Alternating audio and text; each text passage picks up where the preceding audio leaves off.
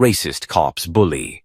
Black woman, her 8-year-old son, fights back like a pro-lawyer. The slam of the car door echoed like a gunshot. Danielle Carter's wrists were red and raw from the cuffs, her back pressed against the hot metal of the squad car, her 8-year-old son Elijah screaming and pounding his fists on the window as they locked her inside. "You're hurting her. She didn't do anything. That's my mom." The two officers, both white, ignored him.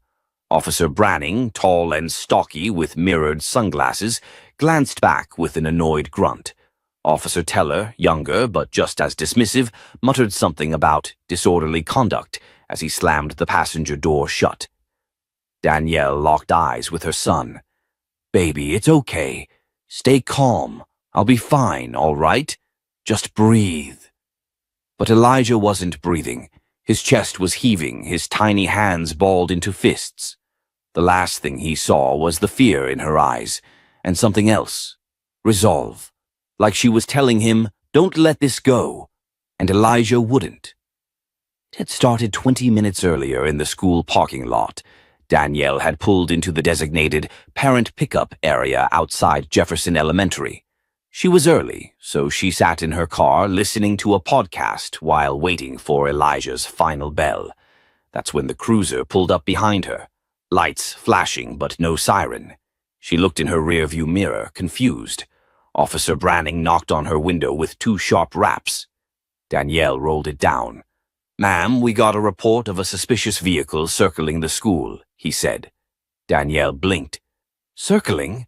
I've been parked here for 20 minutes, waiting for my son." Branning narrowed his eyes.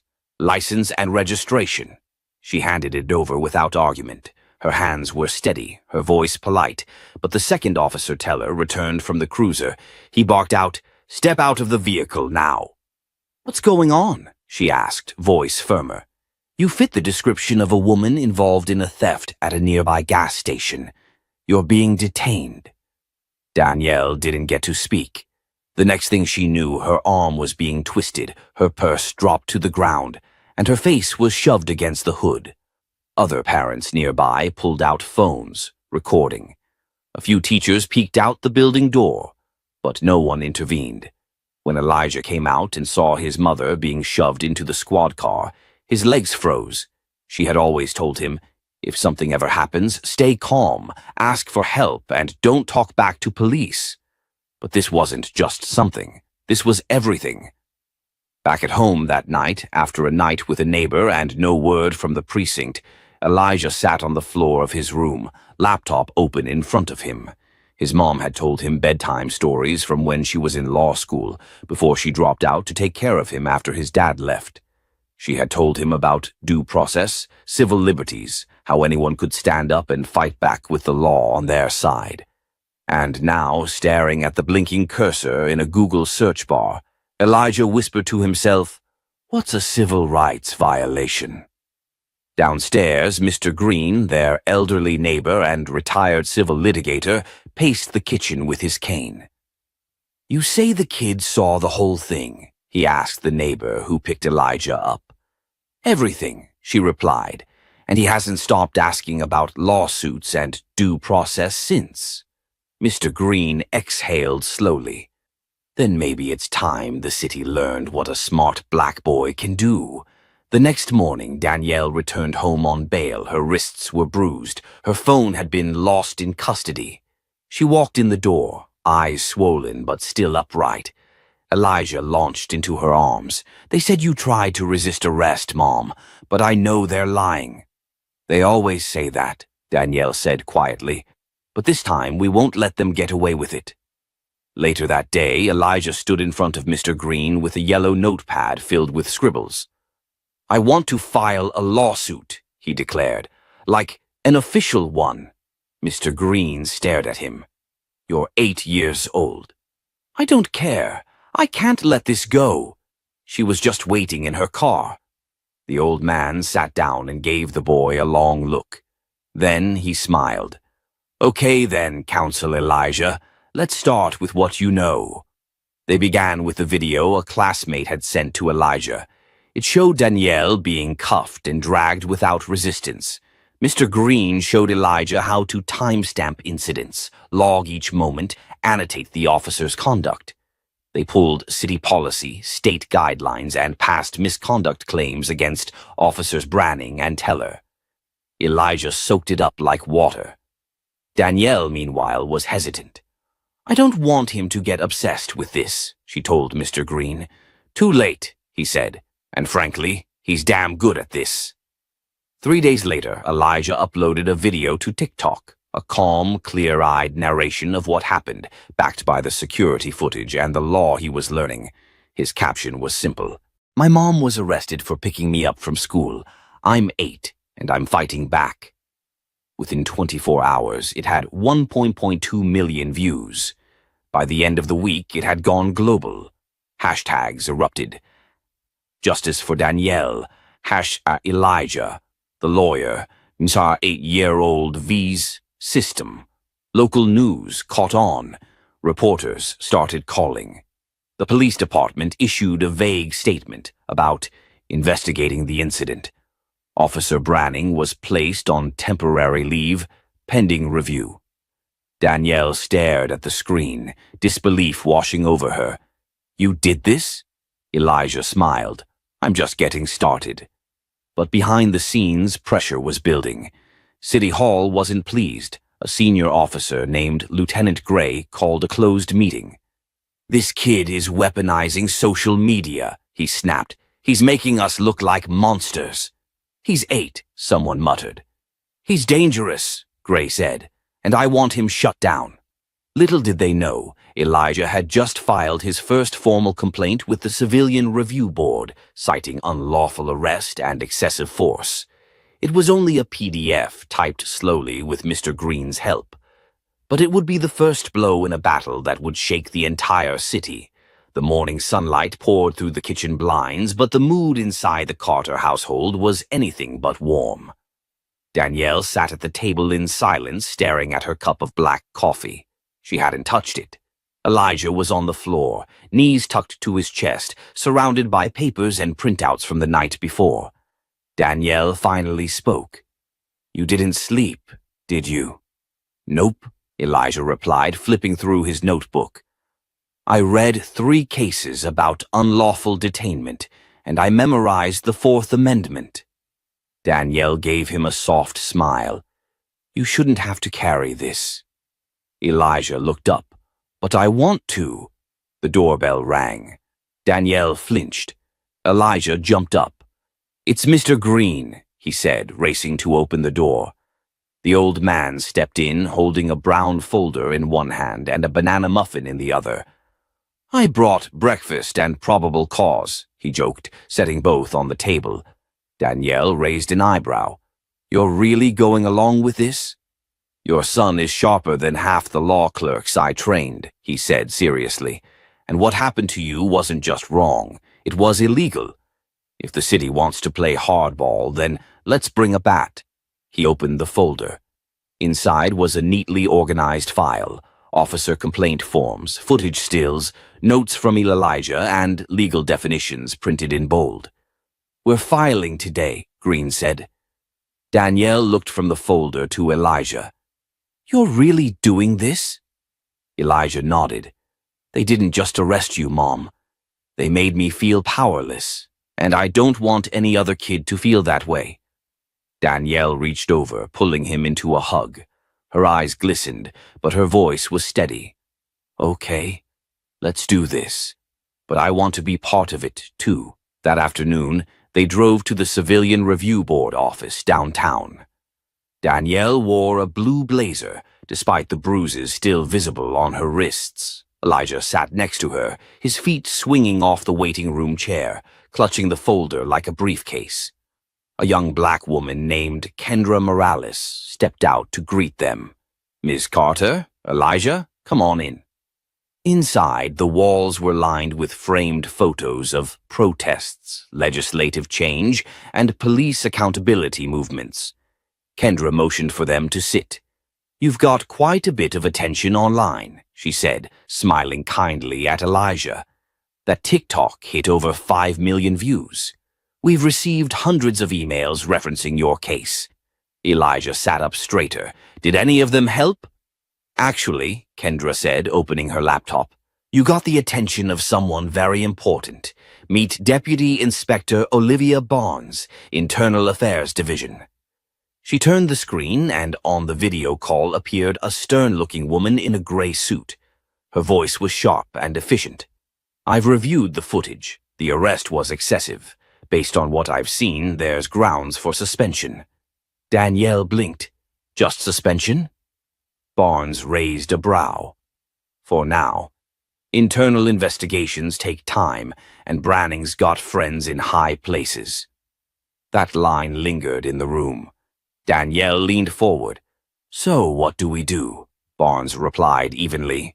You go public. You push harder. You make it impossible to ignore. Elijah whispered, I can do that. Kendra nodded. You already have. But we'll need more than a video. We need testimony, documents, witnesses. I've got witnesses, Elijah said. 2 parents filmed the arrest, and Ms. Hamilton, my teacher, saw it too. Kendra's smile widened. Then we have a case. Later that night, while Danielle was resting, Elijah sat across from Mr. Green in their living room. Legal pads covered the coffee table.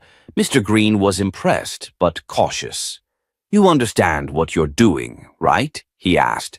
Going up against the police department, the city, the whole system. I'm not scared, Elijah said softly. I'm angry.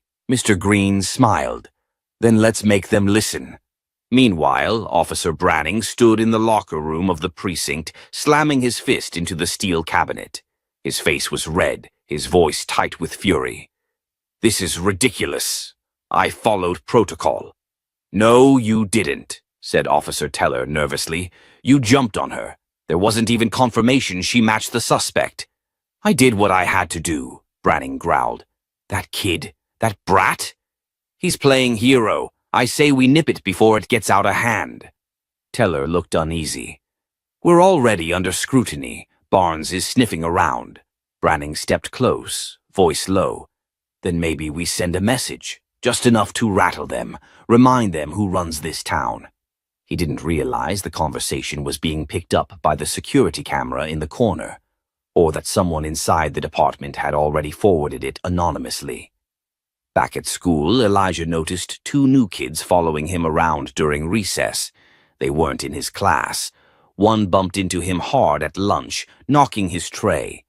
Oops, the kid sneered. Another whispered, Bet you think you're special 'cause you're famous now. Ms. Hamilton stepped in quickly, separating the kids. But Elijah noticed the boys both had the same last name stitched onto their jackets. Branning. He went home silent that day. That night he asked Mr. Green, Can cops get their families to hurt people too? Mr. Green went still. Why? Elijah shook his head. Just asking. The war had begun, and Elijah was learning the cost of standing up. But he also knew he wasn't alone, and that made him dangerous. Elijah Carter sat at the dining room table, feet barely touching the floor, eyes locked on a legal pad cluttered with scribbles. Across from him, Mr. Green slowly leafed through a thick binder labeled Case File, Carter v. Branning. His reading glasses were tilted slightly on his nose, a look of growing admiration tightening the corners of his mouth. I swear, kid, he said, adjusting his glasses, if you were 12 years older, you'd be the most terrifying law student at Columbia. Elijah didn't look up. That's the plan. Outside, the wind howled against the windows. Inside, the tension thickened. Danielle emerged from the hallway, her phone still pressed to her ear. They're stalling, she said, ending the call. Kendra said the city's lawyers are demanding another review of the footage, and the precinct hasn't released the incident report yet. Elijah's pencil froze. They're trying to bury it, Mr. Green nodded grimly, or delay it long enough to make people forget. Classic tactic. Danielle sat beside her son, rubbing her temples. How do we fight back? We make it unforgettable, Elijah said, suddenly rising from his chair. If they won't talk, we'll make them listen. That night, Elijah recorded a new video. No theatrics, no music, just a solemn kid in a hoodie speaking with the calm clarity of someone twice his age. My name is Elijah Carter. I'm 8 years old, and I watched my mom get arrested for something she didn't do. She wasn't yelling, she wasn't fighting, she was just tired and black. The video went viral in hours. By morning, news vans were parked outside their modest home in Jersey City. Reporters jostled for space on the sidewalk. A CNN anchor called Elijah the young voice of justice. Talk shows debated whether an 8-year-old could truly understand civil rights. But no one denied one thing. The kid was compelling. Inside the house, Danielle clutched Elijah's hand. This is bigger than us now. But not everyone was celebrating. Across town, Officer Branning stood in front of a laptop in his garage, red-faced and shaking. "This kid's gonna ruin me," he hissed, slamming the lid down. He turned to his brother, a private investigator with some shady side gigs. "You still have access to those databases?" "Yeah, why?" "I need dirt. On the mom, on the lawyer, even the kid." His brother looked hesitant. "That's risky." Branning stepped forward. "Do it." Meanwhile, Elijah received an unexpected DM request on Instagram from someone claiming to be a friend of the movement. The message read, "They're digging. Be careful what you say, they want to twist it." He showed it to Mr. Green. "Anonymous?" Green asked. Elijah nodded. Mr. Green took a deep breath. "Welcome to your first smear campaign." Later that week, Danielle received an official notice from her job. The city had reconsidered her employment status at the Department of Social Services, citing conduct unbecoming of a public employee. She was fired. Danielle sat in stunned silence at the kitchen table. Elijah stared at the letter in her hand. "They're punishing you because of me." "No, baby," Danielle said, swallowing hard. "They're punishing me because I dared to fight back. That's what they do." Elijah shook with quiet rage. "Then we push harder." That evening, Elijah gave a speech outside the courthouse steps, surrounded by dozens of supporters. He stood on a crate, flanked by Mr. Green and Kendra Morales, his small voice amplified by a megaphone. "They think if they silence my mom, they silence me. But I'm still here, and I won't stop until justice is louder than their lies." Across the crowd, a stranger in a hoodie was filming discreetly. Later that night, the footage was posted to a private group labeled Blue Line Brotherhood. The comments were vicious. "This brat needs a lesson." But they didn't know the lesson was already coming, just not the one they expected.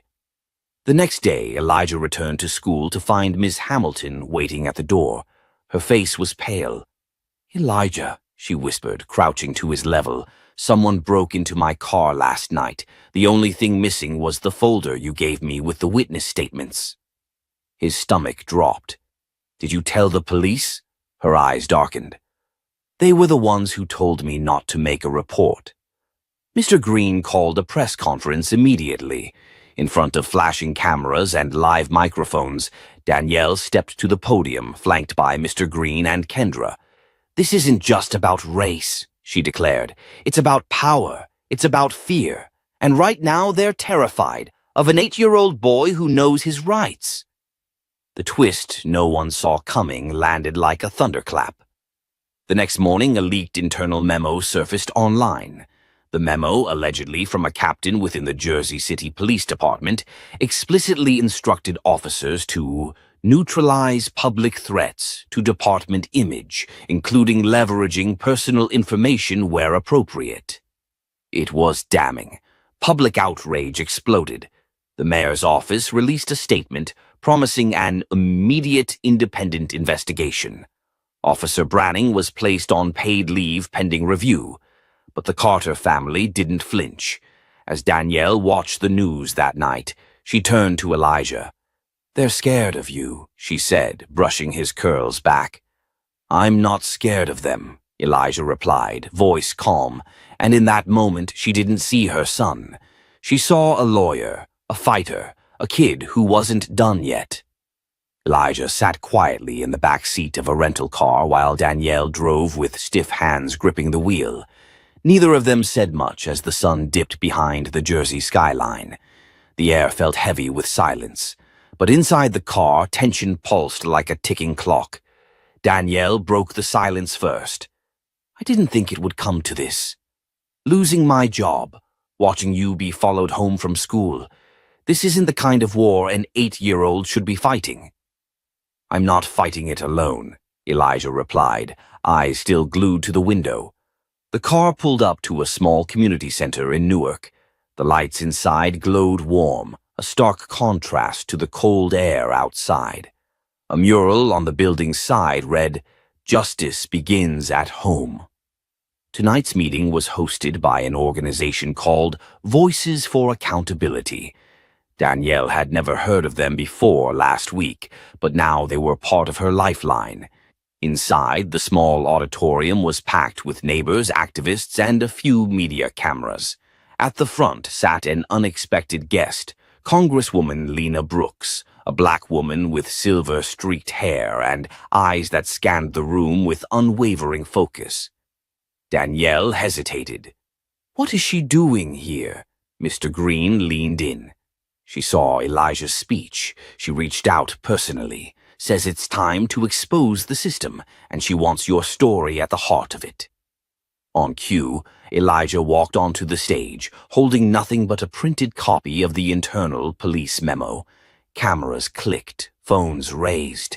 The boy didn't flinch. He held it up like it was Exhibit A. "This memo proves they weren't just trying to cover up one mistake. They were organizing a strategy to silence people like us. They called us threats, but I'm not afraid to be loud."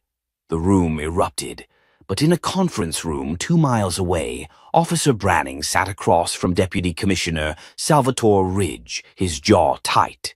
"Internal Affairs is breathing down our necks," Ridge snapped, "and now we've got a kid running circles around the department." "He's not just some kid," Branning grumbled. "He's rehearsed, polished. This is someone's playbook." Ridge narrowed his eyes. "Are you saying the kid's a plant?"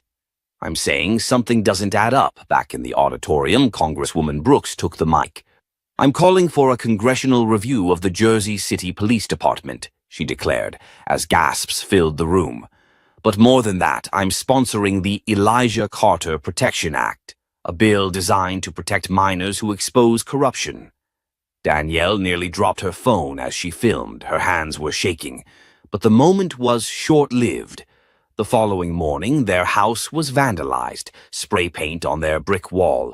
"Stop lying."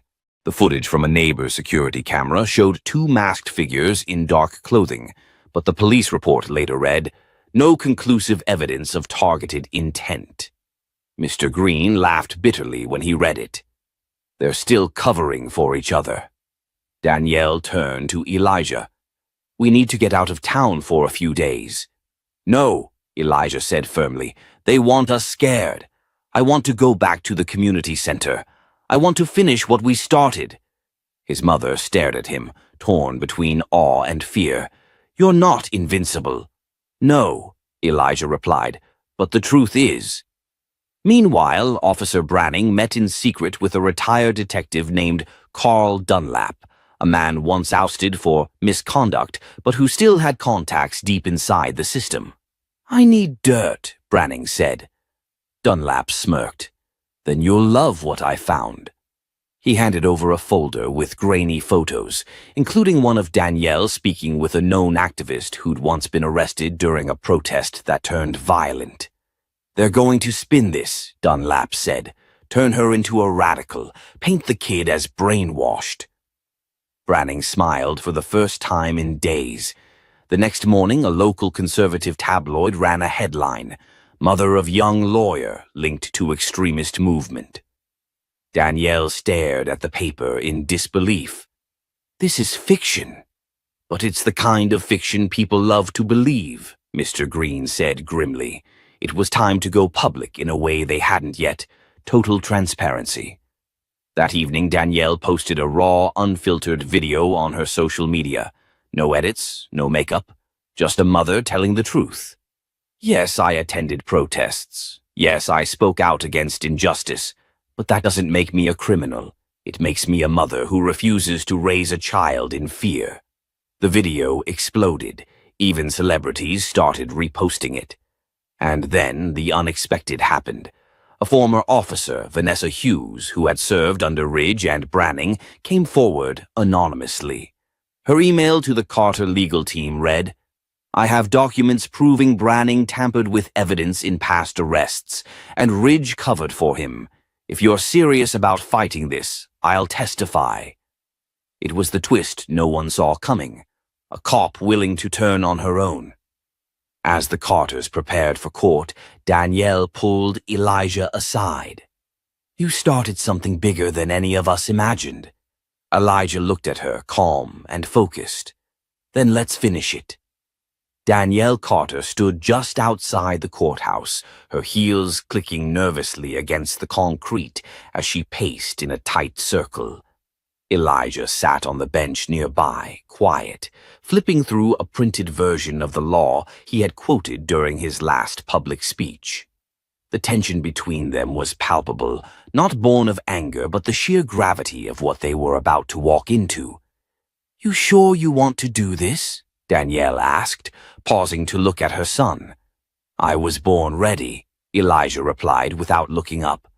"But are you?" Danielle gave a half laugh, then exhaled deeply. "Let's go." Inside, the courtroom was already buzzing. The case had caught national attention.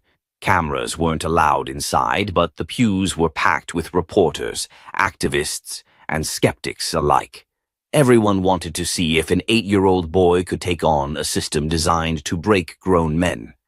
Their attorney, Janelle Ruiz, a fierce civil rights litigator from Brooklyn, stood waiting by their table. This will be the first pre-hearing.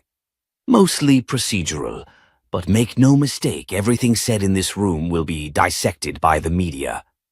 At the prosecution table sat Officer Branning in uniform, stone-faced.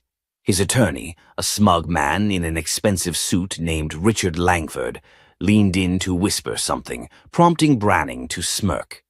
When the judge entered, an older black man named Honorable Milton Rhodes, the room hushed. The hearing began. Ruiz stood and presented the motion. "We are here to request a full inquiry into the misconduct by Officer Branning, supported by direct testimony from the minor, Elijah Carter, who was unlawfully detained and verbally abused during the incident in question." Langford rose slowly. "Your Honor, we question the reliability of an 8-year-old's testimony. Children are imaginative, easily coached, and vulnerable to manipulation." Judge Rhodes arched a brow. "Yet you claim he was dangerous enough to warrant police intervention? Curious." Langford hesitated. Then the twist came. Ruiz turned to the judge. "We also wish to submit new evidence, a recorded statement from former officer Vanessa Hughes detailing systemic cover-ups and specific misconduct tied directly to Officer Branning." Murmurs echoed through the courtroom. Langford immediately objected. "Your Honor, that recording was obtained without a formal subpoena and is inadmissible unless verified." Judge Rhodes waved his hand. "We're in a preliminary hearing, Mr. Langford. Let's hear it." The bailiff played the recording. Vanessa's voice came through the speakers, trembling but clear. "I saw Branning falsify a report on Elijah Carter. The boy was calm, never combative. Ridge pressured me to keep quiet. I couldn't anymore." Danielle couldn't believe it. Neither could Branning. He turned white. Langford tried to intervene. "Your Honor, this is a desperate attempt to sway emotion." Rhodes leaned forward. "You're damn right it's emotional. This is a child we're talking about." Outside, as the hearing paused for recess, Elijah and Danielle were approached by a woman in her early 30s. "You don't know me," she said, "but I watched what happened to you on the news. I was pulled over with my infant in the back seat 3 years ago. Branning smashed my taillight and said it gave him probable cause. No one believed me. Elijah looked up at her. "We believe you." The woman handed over a notarized affidavit. "If you're building a case, I want in." They returned home that evening exhausted, but spirits rising, until they opened the mailbox. Inside was a manila envelope with no return address. Inside, a photo of Danielle from years ago at a protest, mid-shout, alongside headlines from conservative blogs calling her aggressive and unfit to raise a child. Attached was a sticky note. "You'll lose him in court." Danielle collapsed onto the couch, her hands trembling. "I thought they were coming after me," she whispered. "But now it's you." Elijah sat beside her. "Let them try. The more they threaten, the more truth we shine." That night, Janelle Ruiz called.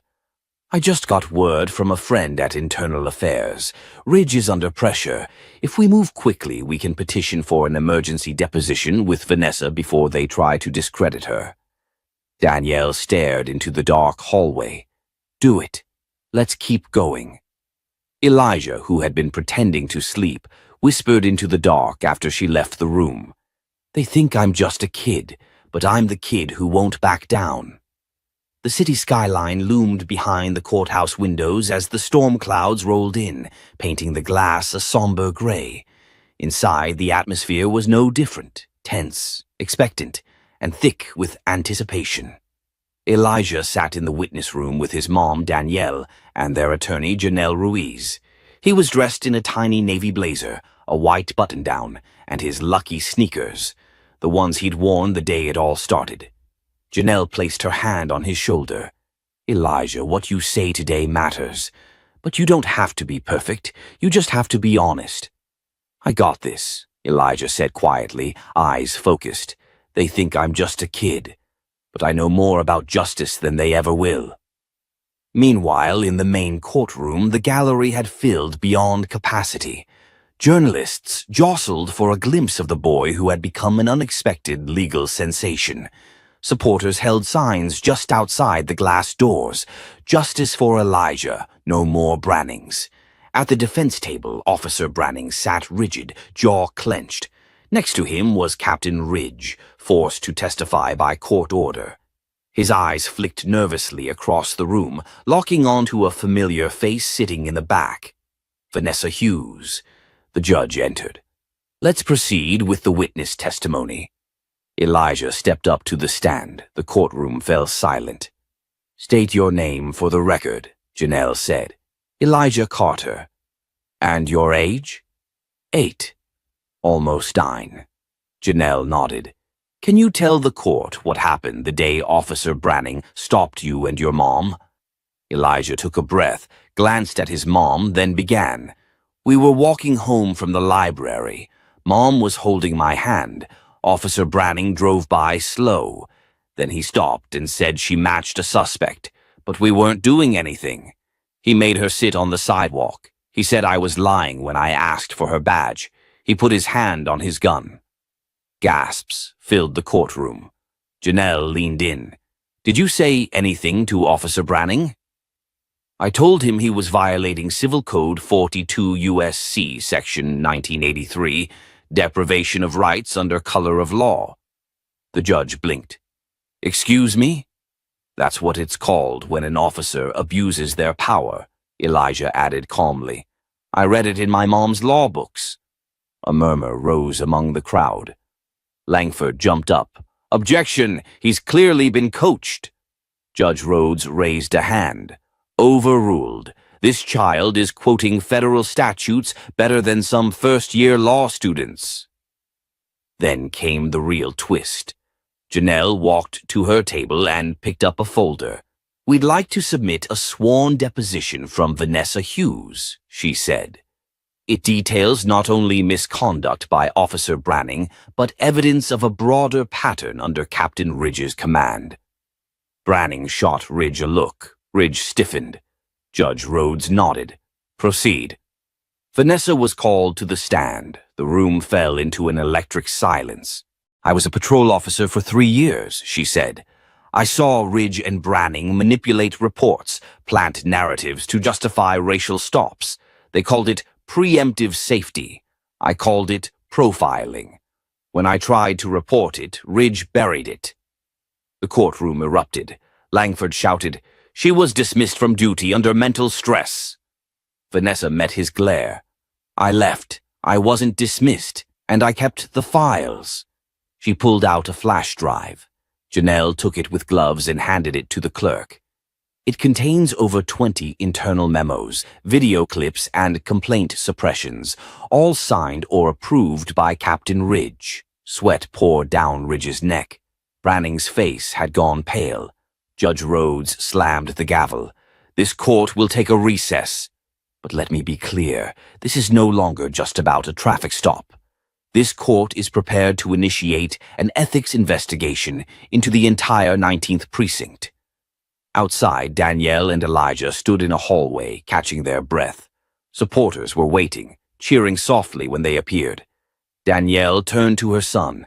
"You didn't just speak your truth, you sparked something bigger." Elijah didn't smile. He looked past the cameras, the chants, the reporters. "They tried to scare us into silence," he said, "but we made them listen." Back inside, Ridge was on his phone, whispering to someone unseen. His hand shook. "We're going to need a deal," he muttered, "because if that kid keeps talking, we're all finished." The courthouse was abuzz with reporters lining the marble hallways, their cameras flashing every few seconds. The walls seemed to echo with whispers about the boy, the whistleblower, the explosive testimony. Inside the courtroom, the energy was different now. It wasn't curiosity or spectacle anymore. It was accountability. Elijah sat quietly beside his mother, holding her hand. He wasn't nervous. He wasn't even tired. His eyes were laser-focused on the front of the courtroom where Officer Branning now sat, not as an enforcer of the law, but as a defendant. His face was drained of the smugness he'd once worn, like armor. Across the aisle, Captain Ridge shifted uncomfortably. He knew what was coming. He knew the dominoes had already started to fall. Judge Rhodes entered. This court will now hear the final round of witness testimony and closing statements. Janelle Ruiz stood. "Your Honor, I would like to call our final surprise witness, Detective Michael Garrity, formerly of the 19th Precinct." There was a stunned silence as Garrity walked in. He was older, mid-50s, white, with a neatly trimmed beard and eyes that told stories. He walked straight to the witness stand, looked squarely at Ridge and Branning, then raised his right hand for the oath. "I've been silent for too long," Garrity began, "but I watched that boy speak yesterday, and I realized it was time." Janelle approached, cautious but steady. "Detective Garrity, can you tell the court what made you come forward today?" "I worked under Ridge for over a decade. I saw what they did to families like Elijah's. The so-called safety stops weren't about safety. They were about statistics, making quota, intimidation. And when officers like Vanessa tried to speak up, Ridge made sure they got buried." Gasps echoed across the gallery. Branning slammed his fist on the table. "This is all lies. This is a setup." The judge glared. "One more outburst like that, and you'll be removed from this courtroom." Garrity continued. "They called it the Eagle List. Black and brown individuals in the neighborhood they marked as frequent subjects. Danielle Carter's name was added after she filed a complaint last year when Branning harassed her at a bus stop. That's why they targeted her again. That's why they stopped her and Elijah." Danielle's hand trembled slightly, but Elijah squeezed it tighter. She looked down at him. He nodded once. Quiet strength.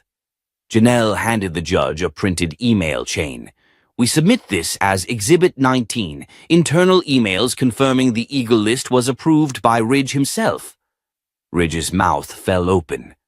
"This isn't what it looks like. We were protecting the neighborhood." The judge stared. "By targeting an 8-year-old child." Ridge didn't respond. Outside the courthouse, news vans were broadcasting live. Inside, it was closing arguments. Langford stood for the defense, but even his voice faltered. My client, Officer Branning, acted in good faith based on information provided by his superior. This is a misunderstanding that's grown into a media circus. Janelle stood, calm, controlled, lethal. Let's be clear, she said. This isn't about misunderstanding. This is about misuse of power. This is about a child, a brilliant, brave child, who had to memorize federal law just to feel safe walking with his mother. She turned to the jury. Elijah Carter is not a lawyer. He's not a politician. He's a child. And yet he was the only one in this room who acted like a true officer of the law. The courtroom held its breath. Judge Rhodes recessed for deliberation. It didn't take long. After just 30 minutes, the jury returned. We find Officer Daniel Branning guilty of violating civil rights under color of law and falsifying reports. Branning's head dropped. He didn't even look at Ridge, who now looked like he'd aged 10 years in a day. The judge nodded slowly, then turned toward Ridge. Captain Ridge, based on today's testimony, this court recommends a formal investigation into your conduct and supervisory failures. You will be placed on administrative leave pending further review. The gavel dropped. Outside the building, Elijah stepped onto the courthouse steps to a waiting crowd. Microphones thrust forward, questions flying. Danielle tried to shield him, but he looked up and whispered, I want to say something. She hesitated, then nodded. He stepped toward the crowd, his voice clear. This isn't just about me and my mom. It's about everyone who's ever been told to stay quiet, to stop asking questions, to stop fighting back. I'm only 8, but I know when something's not right, and I won't stop talking until it is. Reporters froze. The moment was electric. As they walked back to the car, Danielle wrapped an arm around him. You were incredible, she whispered. You think it's over? He asked. No, she said, but now they know we're watching. Behind them, Branning was led away in handcuffs. Ridge stood on the steps alone, reporters ignoring him now, his career hanging by a thread. And in the crowd, someone held up a sign, Elijah for President, 2042. The week after the verdict, life didn't return to normal, but maybe it wasn't supposed to. The media called Elijah the boy who cross-examined injustice, and while Danielle had tried her best to shield him from the cameras, the story had already gone viral. Every corner of the internet buzzed with clips of his courtroom moment, his voice steady and sharp as he quoted constitutional law to grown men in uniform. But what followed wasn't just attention. It was change. Inside a packed City Hall chamber, a new hearing convened, this time with more accountability than spectacle. Mayor Thompson had called it the reform session, and for once, city officials sat facing the community, not hiding behind closed doors. Danielle, seated in the second row with Elijah on her lap, watched silently as policy proposals were read aloud, mandatory body cams, civilian oversight, elimination of quotas, the Eagle List disbanded and criminally investigated. The name Elijah Carter was cited in several of the proposed reforms, not because he was a lawyer, not because he was famous, but because in a room full of power he had spoken truth without fear. And yet, despite the cheers and backpats, Danielle knew the story wasn't over. It came the night before the reforms were to be voted in. A knock at her apartment door, soft but deliberate. She opened it to find a man in plain clothes, Detective Garrity. I need to show you something, he said, holding up a flash drive. Danielle's heart pounded. She waved him in. Garrity loaded the drive into her laptop. On the screen appeared a grainy but clear video, surveillance footage from inside a precinct conference room. Ridge stood there with 2 other officers, one of them Branning, weeks before the incident with Elijah. I don't care who she is, Ridge said in the clip, voice dripping with arrogance. That woman files one more complaint, we make an example. Pull her over, find something. If she resists, escalate. We've been too soft. It's costing us control. Danielle froze, her breath caught in her chest. Garrity leaned forward. This was buried. Internal affairs never followed up. But now that the trial's over, I want this to be part of the public record. Ridge was running a campaign, not a department. Danielle stood, shaking. This changes everything. The next morning, she met with the mayor and handed over the drive. He watched it twice, jaw clenching tighter with each second. Then he looked up. Ridge won't see another day in uniform. True to his word, Ridge was arrested later that afternoon, escorted from his home while news helicopters circled above. His mugshot landed on front pages nationwide. It was the twist no one had seen coming, not even the defense team that had tried to paint him as a misunderstood public servant. For Elijah, it meant something more. He stood on the courthouse steps again, this time not to protest, but to speak on a panel about youth rights and racial profiling.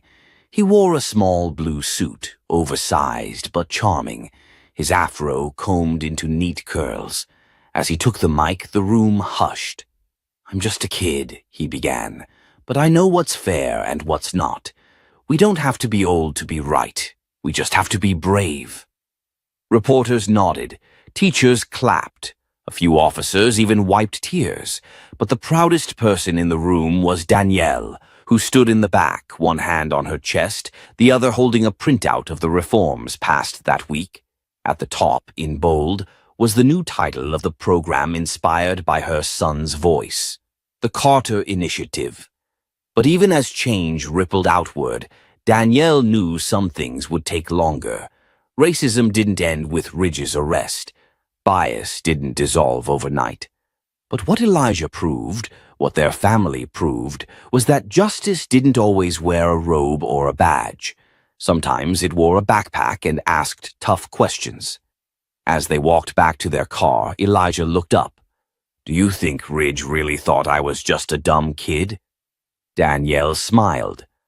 "I think Ridge never imagined someone like you would stand up. And that's why he lost."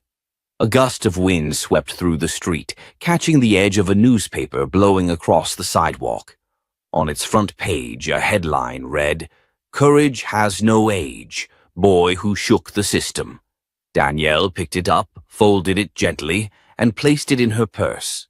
That night, she and Elijah sat on the couch, watching the sunset spill through their apartment windows. For the first time in months, there was peace.